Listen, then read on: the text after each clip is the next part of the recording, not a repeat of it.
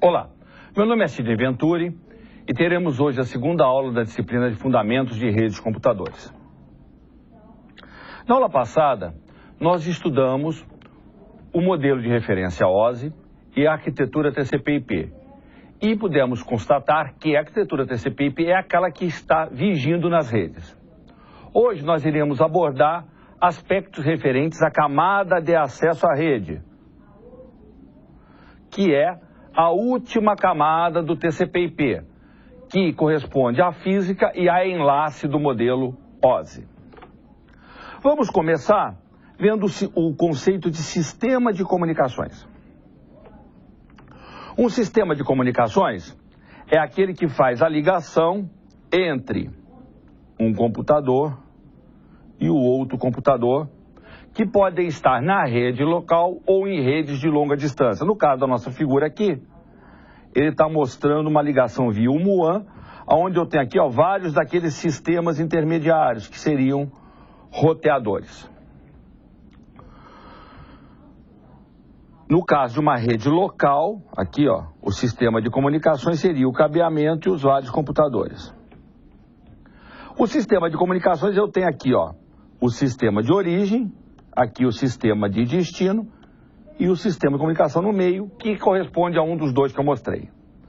Tarefas que eu tenho no sistema de comunicação: geração do sinal, sincronização, como utilizar, correção de erro, roteamento e a parte de gerenciamento. Então, o sistema de comunicação de dados pressupõe que eu tenho o transmissor, o meio de transmissão e o receptor. E entre eles, eu vou ter os protocolos, que vai determinar como o transmissor usa o meio de transmissão e como o receptor consegue tirar informações do meio de transmissão. No sistema de comunicações, nós temos os seguintes elementos: a mensagem, os seguintes componentes são a mensagem, que é aquilo que a gente quer transmitir, o emissor, que é o sistema que está enviando a mensagem, o receptor, que é quem vai receber, o meio de transmissão, que é o caminho físico, e o protocolo, que é o conjunto de regras, que está mostrado aqui.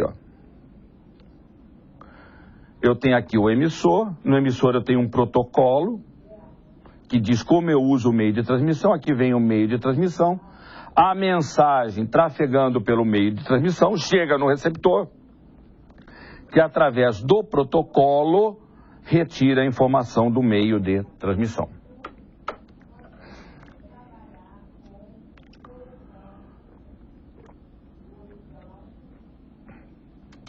A camada física, vamos lembrar, a camada de acesso a redes corresponde à camada física e à camada de enlace do modelo OSI. A camada física, ela vai fornecer requisitos para transportar pelo meio físico o quadro da camada de enlace.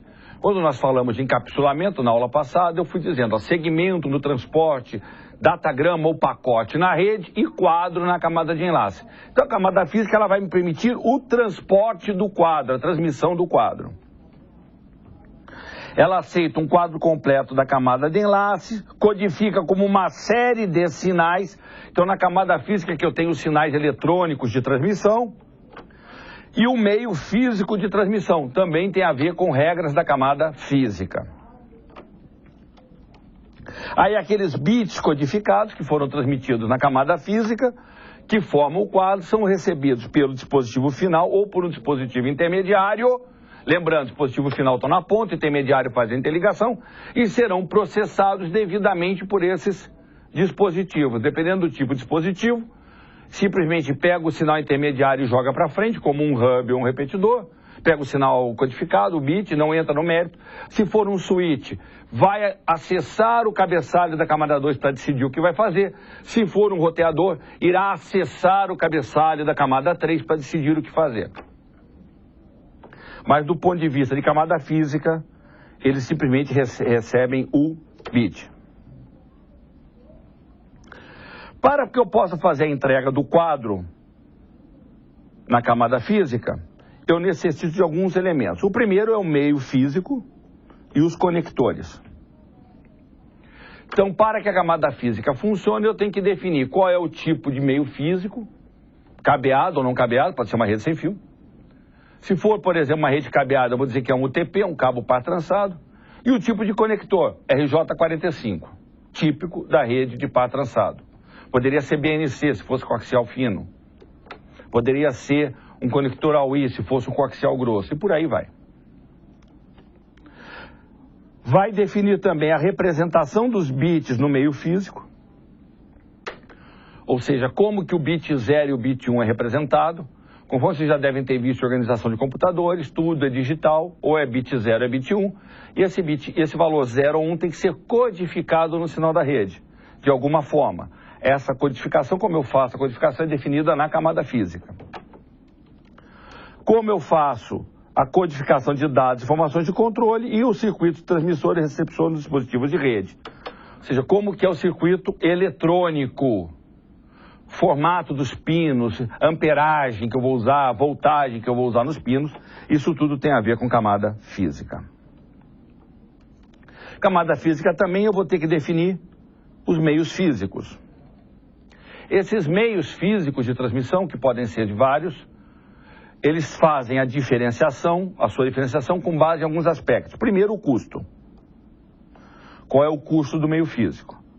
Qual é a banda passante? Ou seja, quanto de sinal eu consigo jogar?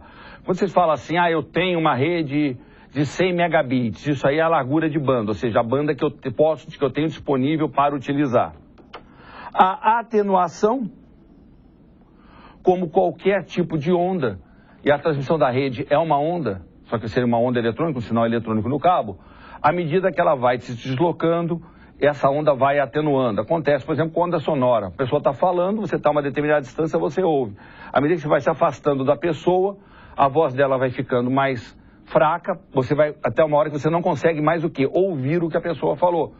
Porque já atenuou demais aquela onda sonora e a sua capacidade de percepção não permite que você ouça o que ela falou. Aí você pega aqueles microfones de longa distância que a gente vê em filme de espião, e aí você consegue ouvir numa distância maior, porque a sensibilidade é maior. Então a atenuação é essa perda de potência. Ela é característica do meio e é importante para definir o meio físico. Determinados meios físicos só pode aceitar a atenuação de tanto, só pode perder tanto de força no sinal para que ele alcance uma determinada distância que ela foi projetada para atuar. E a imunidade a ruídos, ruído aqui a gente chama de ruído eletromagnético, que é a interferência que eu posso gerar numa onda eletromagnética, seja numa rede sem fio, seja numa rede cabeada. Então, se eu pego um cabo que está transmitindo um sinal e passo do lado de uma lâmpada fluorescente que tem um reator, eu vou destruir os sinais. Por quê? Porque ali existe um campo eletromagnético que vai induzir uma corrente elétrica naquele cabo, e essa corrente elétrica vai gerar o ruído eletromagnético que vai destruir a transmissão. Meios físicos de transmissão de redes locais.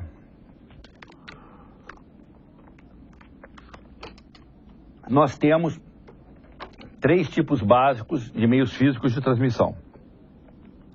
Cabo coaxial, que é um cabo similar àquele cabo que a gente usa aí da NET, onde eu tenho uma capa externa, uma malha, um material isolante e um núcleo, típico de rede cabeada, como a NET, de TV a cabo, né, como a NET. O par trançado, que é um fio. Na realidade, o cabo, ele é composto de pares de fios, como está aqui, ó. Um par, 2 pares, 3 pares e tal, que é o mais comum hoje em rede local que a gente vê. E também é o tipo do cabo do par telefônico, aquele cabozinho do telefone é um cabo par trançado. E a fibra ótica, onde a transmissão é feita por pulsos de luz e que me dá um alcance maior, mas é um cabeamento bem mais caro. Na maior parte das empresas que a gente trabalha, e a finalidade dessa disciplina é uma disciplina básica de redes, nós estamos falando de redes de pequeno porte, o que a gente vai ver por aí é cabos de par trançado. A fibra é utilizada em redes locais que eu tenho que cobrir uma distância maior, e o cabo coaxial foi utilizado nas primeiras redes locais, mas hoje é uma tecnologia para fins de redes locais que está ultrapassada.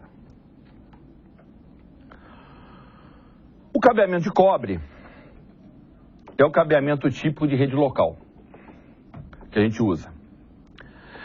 Esse cabeamento de cobre foi evoluindo muito, saiu do coaxial fino e chegou ao par trançado. Como eu disse, começou com coaxial. Nos dias atuais, o mais utilizado é o UTP. O UTP significa Unshielded Twist Pair, ou seja, par trançado não blindado. É o cabo típico das nossas redes locais. Ele usa um conector chamado RJ45, que é aquele conectorzinho de telefone americano com complexo de grandeza, né? Ele é bem maior. Na realidade, aquele do telefone americano, que se tornou comum no Brasil hoje, é o RJ11, que ele tem uma compatibilidade com a RJ45. Numa tomada RJ45 de cabo de rede, você pode encaixar um RJ11, porque os pinos do centro são iguais e aquela coisinha de plástico que a gente tem para travar funciona na tomada de rede também. Você pode passar telefonia na tomada de rede. Muito bem, eu tenho aqui uma placa de rede com RJ45, tomada fêmea RJ45. Tem aqui o conector RJ45 macho, típico, com aquela travinha que eu estava falando que também existe na RJ11. E aqui uma figura de um par trançado não blindado, que é composto de 4 pares. Estão vendo aqui? É o branco e o azul e o seu branco, o verde e o seu branco, o marrom e o seu branco, o laranja e o seu branco. Já os cabos coaxiais, que existiram muito no passado, que é o condutor de cobre e tal, ele usava um conector chamado chamado BNC. Esse conjunto de conectores aqui, que a gente ainda vê por aí em algumas câmeras de segurança que usam conectores BNC, tá? Ele era conectado dessa forma que aparece aqui, Eu tinha a ponta na placa de rede, eu vinha com um conector do tipo T, ligava na placa. De um lado eu ligo um desse, do outro lado eu coloco ou o terminador para fechar, ou coloco um outro cabo para dar continuidade. Esse era o esquema típico de ligação de cabo coaxial fino, que, como eu disse, já caiu em desuso. Vamos nos concentrar então naquilo que é importante hoje, que é o cabo de par trançado.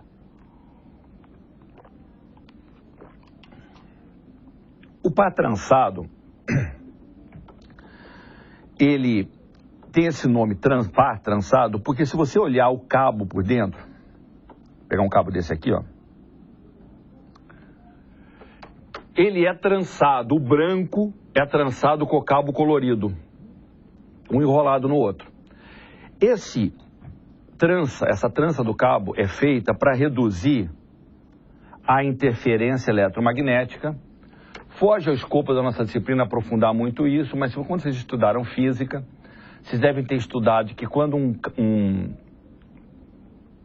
fio passa por um campo magnético e eu vario a intensidade do campo, eu induzo corrente elétrica. É o princípio de funcionamento dos geradores de energia elétrica, onde eu tenho um campo magnético fixo e eu vou flutuando o campo dentro da espira, que é aquela fio formando isso aqui. Isso induz corrente elétrica. Tem aquela regra da mão direita, se o campo é no sentido, você induz a corrente para um lado, depois induz a corrente para o outro. Muito bem. O que acontece? A recíproca também é verdadeira. Na hora que você flutua a intensidade da corrente elétrica num transmissor elétrico, você induz um campo magnético. Como a transmissão de sinal de rede flutua para poder codificar o 0 ou 1, flutua a intensidade da corrente, flutua a intensidade da corrente elétrica, isso induz um campo magnético, que faria com que no outro fio do próprio cabo fosse induzida uma corrente elétrica que atrapalharia a transmissão daquele fio. Na hora que eu tranço o cabo, uma hora a indução está para um lado, na outra hora a indução está para o outro. Com isso, ela se anula e acaba com o ruído gerado pelo próprio cabo. É por isso que ele é trançado. Ele aceita a transmissão analógica ou digitais, no caso da nossa rede, da rede local, a transmissão digital. Hoje pode chegar à ordem de gigabit por segundo. É um meio simples, flexível e é um meio mais barato de transmissão. Ele tem uma maior atenuação, ele é um cabo que tem mais atenuação que o cabo coaxial, porque o cabo coaxial tem aquela malha em volta, e isso diminui a atenuação.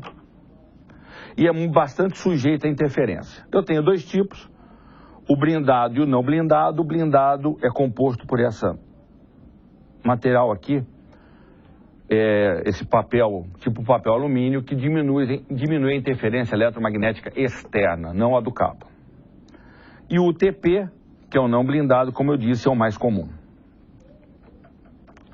Para fazer a conectorização, ou seja, para colocar na ponta do cabo os conectores, eu vou utilizar o RJ45, que está aqui.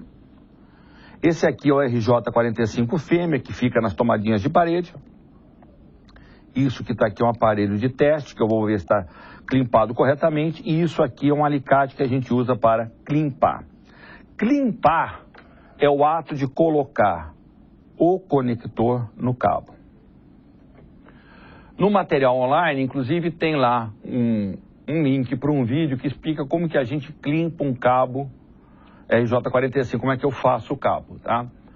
Então, para quem tiver interesse, pode olhar o vídeo no material online.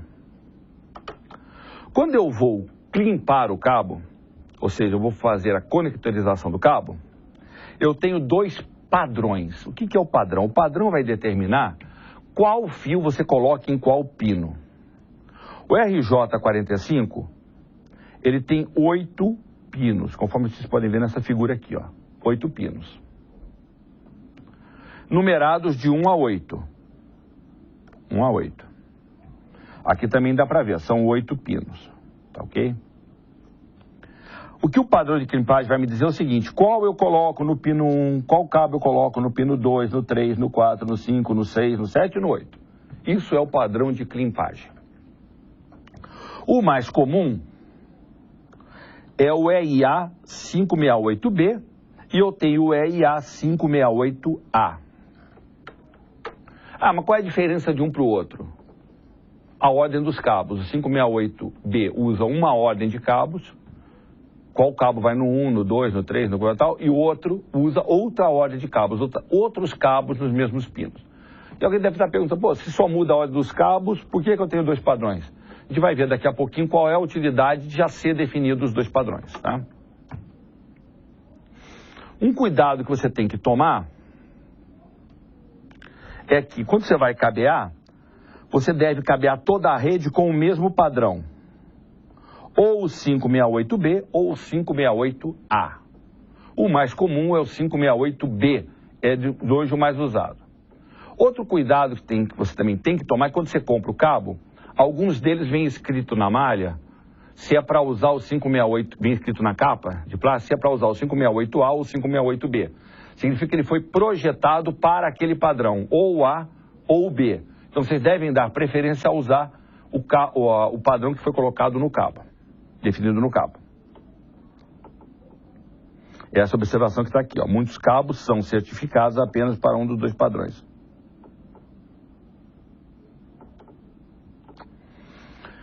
Agora aqui vai mostrar o padrão 568A e o B. Olha só.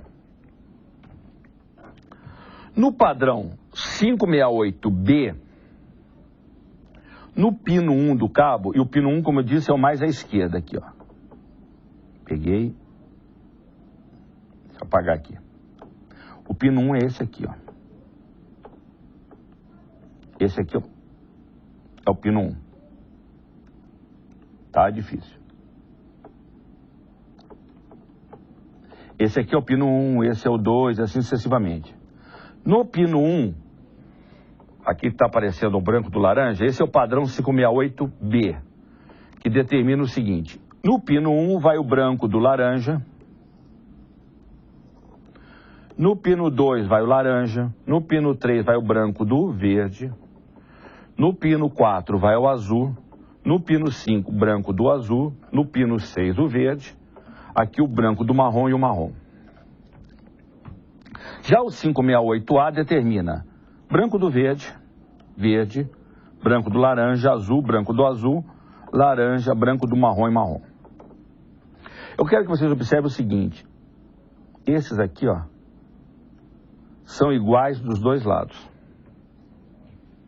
Só o que troca do A para o B é a ordem do par laranja e do par verde. Aonde eu tenho o par laranja no B, eu tenho o par verde no A. Aonde eu tenho o par verde no B, eu tenho o par laranja no A. Essa é a única diferença. E se vocês olharem aqui, está escrito assim, ó. O branco do laranja é recepção e o laranja é recepção. O branco do verde é transmissão e o verde é transmissão. Aqui, o branco do verde é transmissão, o verde é transmissão, o branco do laranja é recepção e o laranja é recepção. Ou seja, o laranja sempre é o par de recepção, o verde sempre é o par de transmissão. Então eu tenho um fio que é usado, um par de fios que é usado para recepção e um par de fios que é usado para recepção e um par de fios que é usado para transmissão. Recepção é o que entra no meu computador, transmissão o que sai. É o mesmo par, está mudando o pino aonde eu faço a transmissão e a recepção.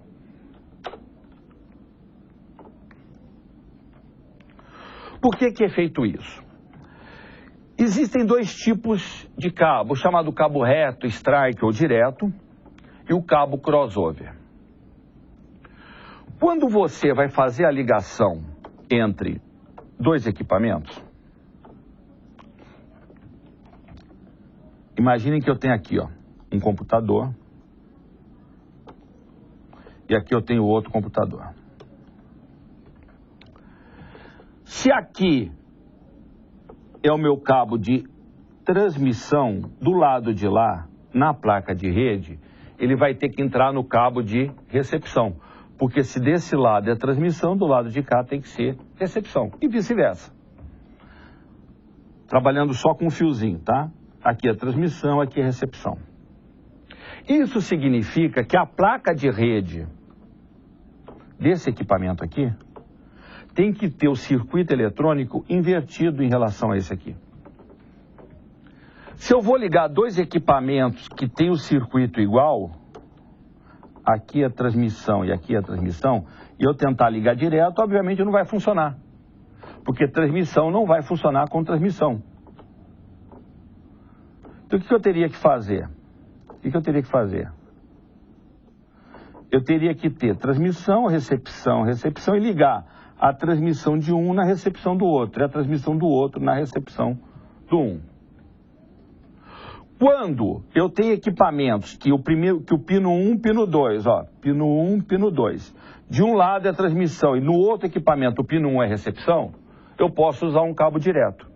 Quando eu vou usar equipamentos onde o pino 1 de um lado é transmissão e o pino 1 do outro lado também é transmissão, e o 2 é recepção, o 2 é recepção, eu vou ter que usar um cabo cross, um cabo cruzado. Mas eu nunca me preocupei com isso. Provavelmente por dois motivos. Primeiro, quando você vai ligar um computador em um hub ou um switch, você vai cair nesse caso aqui, ó. O computador tem um circuito eletrônico na placa de rede e o hub e o switch tem o circuito invertido. Mas quando você ia ligar um computador direto no outro com cabo de rede, como os computadores têm o circuito igual, você tem que usar esse formato aqui. Cabo cross. Então é isso que está acontecendo, olha só. Por que o padrão?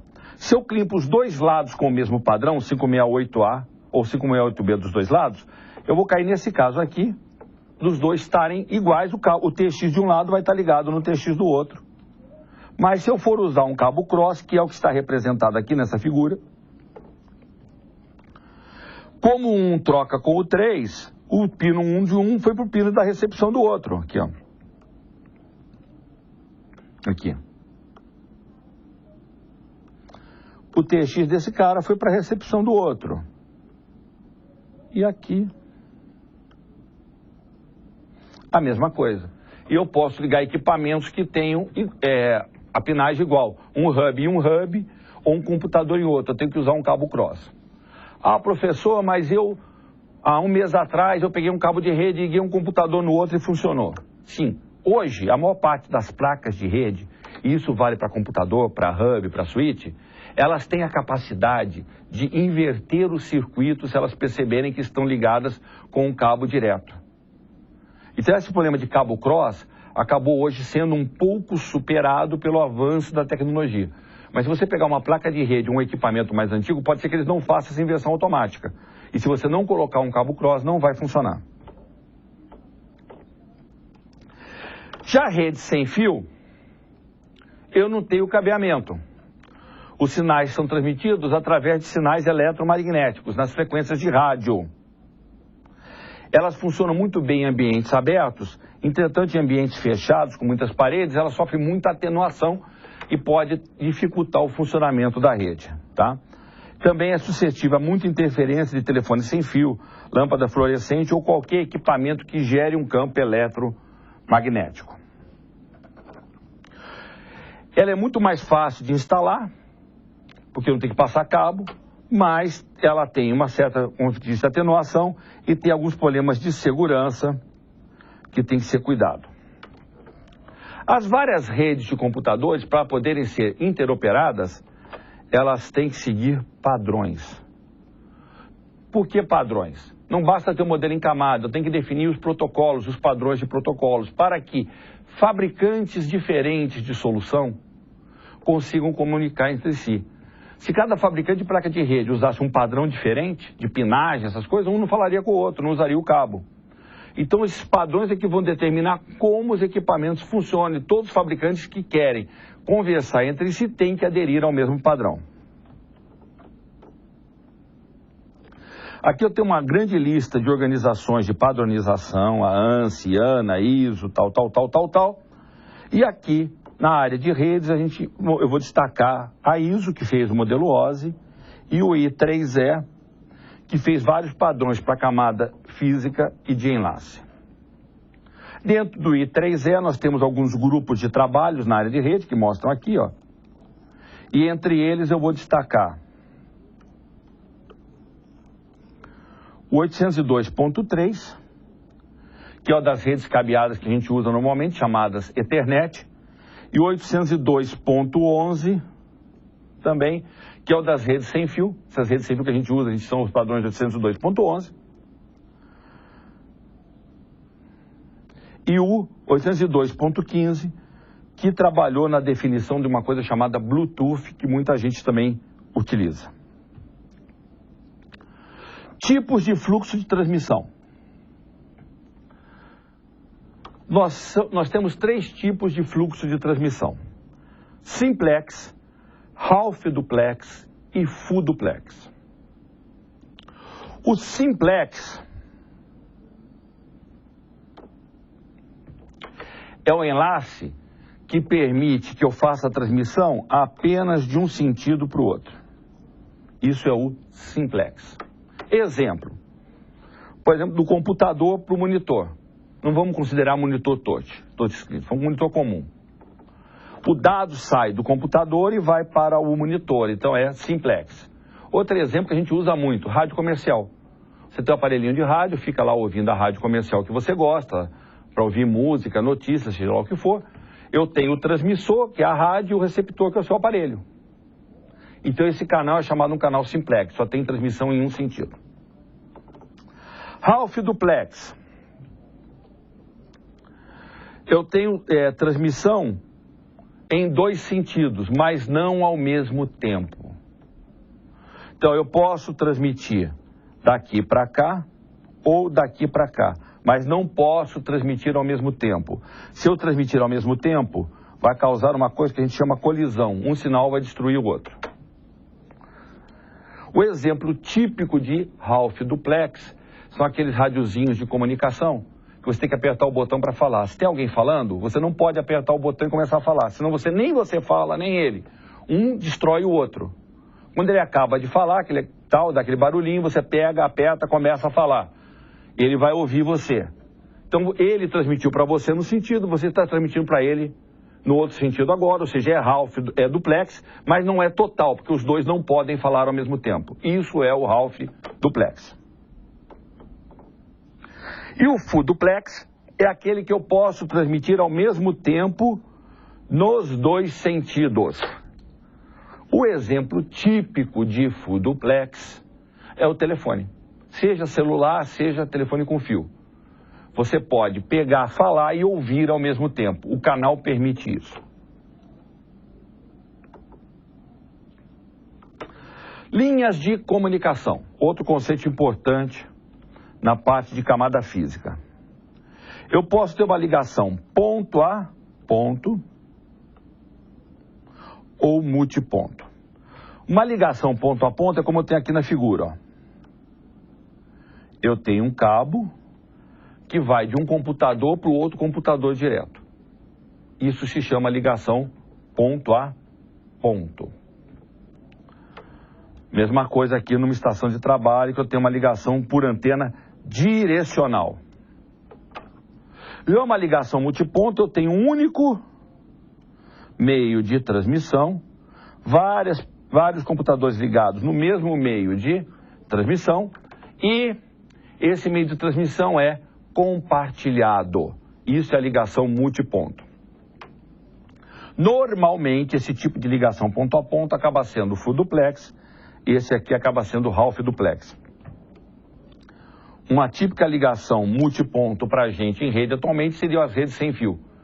Porque o meio de transmissão é o A que eu vou usar para transmitir as minhas ondas, confere o espaço aqui físico entre os computadores, entre as antenas, e aquele meio é compartilhado por todos os computadores que estão enviando a mensagem. Topologia. Topologia de uma rede pode ser dividida em dois grupos, topologia física e topologia lógica. A topologia física tem a ver com o layout do fio, do meio, e a topologia lógica, como os meios são acessados pelos hosts. Topologias físicas típicas de rede local são o barramento, aonde eu uso um único cabo, aqui é um único cabo, e vários computadores compartilham o mesmo cabo. Isso aqui é uma topologia de multiacesso, acesso múltiplo, vários computadores estão acessando o mesmo cabo. Acaba sendo uma topologia half duplex. Tem problema de colisão e tal, e existiu a rede assim. Foram as primeiras redes Ethernet, as primeiras redes de computadores foram feitas com essa topologia, usando o cabo coaxial. A topologia estrela, aonde eu tenho um equipamento central e todos os computadores são ligados a esse mesmo equipamento central. Esse equipamento central nas nossas redes atuais são os hubs, ou principalmente atualmente switches. Pode me dar, dependendo da característica desse equipamento, um meio half duplex ou full duplex. O hub é half duplex, o switch é full duplex. Mas o tipo de ligação aqui é uma ligação ponto a ponto. E uma topologia em anel, onde eu venho com um cabo e vou passando por vários computadores.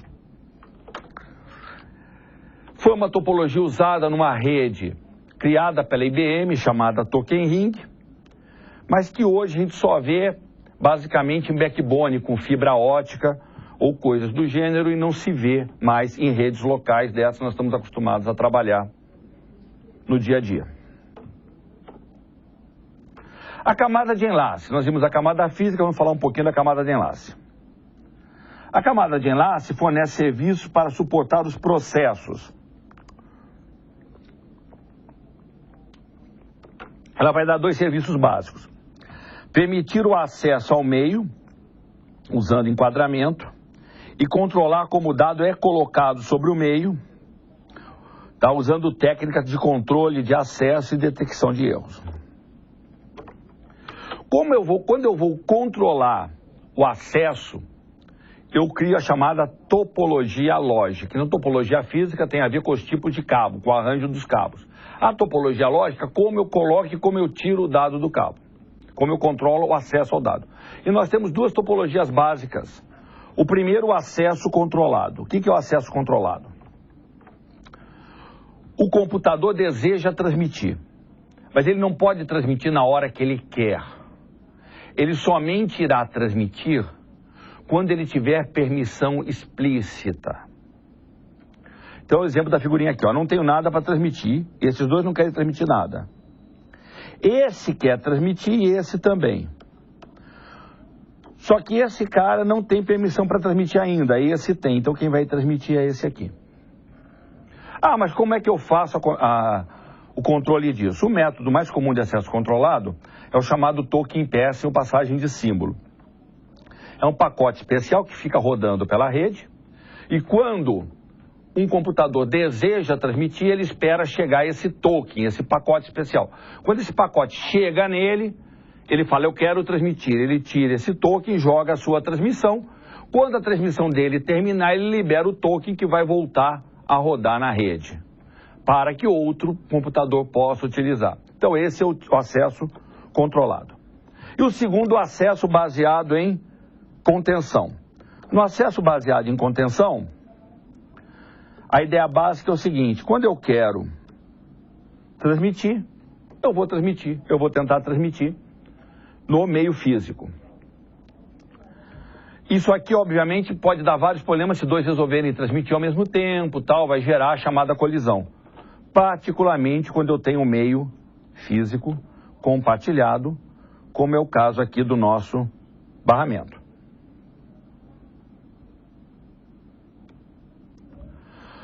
Dentro desses protocolos de acesso compartilhado, chamado contenção, nós temos dois básicos, o CSMA-CD e o CSMA-CA. O CSMA-CD, que é utilizado em redes cabeadas, Ethernet, QTP, que é essas redes comuns que a gente vê no dia a dia, e o CSMA-CA, que a gente também vê muito, que funciona nas redes sem fio. Mas isso será objeto de estudo com mais calma em outra aula. Agradeço a atenção de vocês, muito obrigado.